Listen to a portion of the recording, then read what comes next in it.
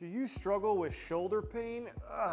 You could have a problem with your rotator cuff muscles. In this video, I'm going to show you how to rehab your rotator cuff using the 4 R's from my functional mobility formula. Let's dive in. The first R is recognize. So if you have a rotator cuff issue, typically your symptoms are going to be near the head of the humerus or where the ball and socket joint is. So it's important to recognize where those symptoms are. But the second part of that is recognizing specific movements that are provocative or cause your symptoms. So before doing any moves, you'd want to collect some movement baseline. So does it suck coming into flexion?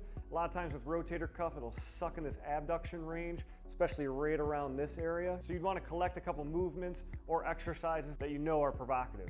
The second R is reduce tension. So again, most of the symptoms are going to be around the ball and socket area or the head of the humerus where the rotator cuff muscles insert. So a very easy low risk exercise or stretch you can do is what we call caudal glides. So sitting at a bench, or you can use the edge of a chair. If I want to reduce tension on my left side, I'd hold on to the bench, sit up nice and tall, and I'd start to lean away until I feel a nice pull either through the top of the arm or I actually feel the ball gapping in the socket. And you're going to do a good 10 to 15 of these, trying to see if you can go further and further into that movement. And if you get a ton of tension through the neck, you could side bend towards that side, so then you can isolate that stretch through the shoulder as much as possible. Now the third R is restore the range of motion within the joint. So since the shoulder is a ball and socket joint, there's a lot of rotational ranges. So that's what we're going to focus on with this move. And we're just going to be doing some shoulder capsule cars. So I'm going to bring my arm up in this position. I'm going to squeeze my fist and irradiate through the body or get a baseline contraction. And then we're just going to try to move the ball within the socket. So we're just trying to have a rotisserie motion through the joint itself without moving any other portion of your body. Now, if you have any discomfort during any of this, you just want to go within your safe range. So if I feel any discomfort there, just touch it and then just go right to the other side. But if it's pain-free, you want to try to carve out as much of that range of motion as possible. And it should be challenging. You should start to shake a little bit. And that's how we really start to restore the joint range of motion. The fourth and final R is to reinforce the changes we just made with some strength and stability exercises. I'm going to show you my all-time favorite rehab exercise for the rotator cuff.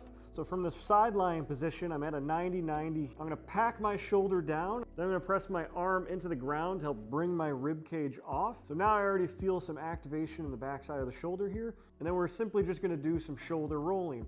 So I'm going to fold in to the shoulder joint here until I feel a big old stretch through the backside of my shoulder blade. And then I'm going to press my whole arm into the ground to rotate my trunk back up.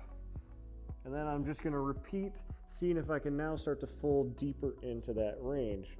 Now this doesn't look like a ton of movement, but if you really isolate your rotator cuff muscles to move the whole weight of your trunk, you'd be surprised at how much this roasts it. If you have any pinching or discomfort when folding, just go up to it. And just after about 3 or 4 of these, holy smokes, is the backside of my shoulder roasting right now. And lastly, after you take a body part through the functional mobility formula, you need to reassess your baselines. So the symptoms we recognized, you want to see, hey, is there any symptom reduction? Then you know these are some good movements for you. But also, did our baseline movements improve? So if I had some limitations in flexion, now I can get there before I feel that discomfort, or I have less discomfort when coming out in this abduction range, then you know this is a solid routine that's getting your rotator cuff on the right track.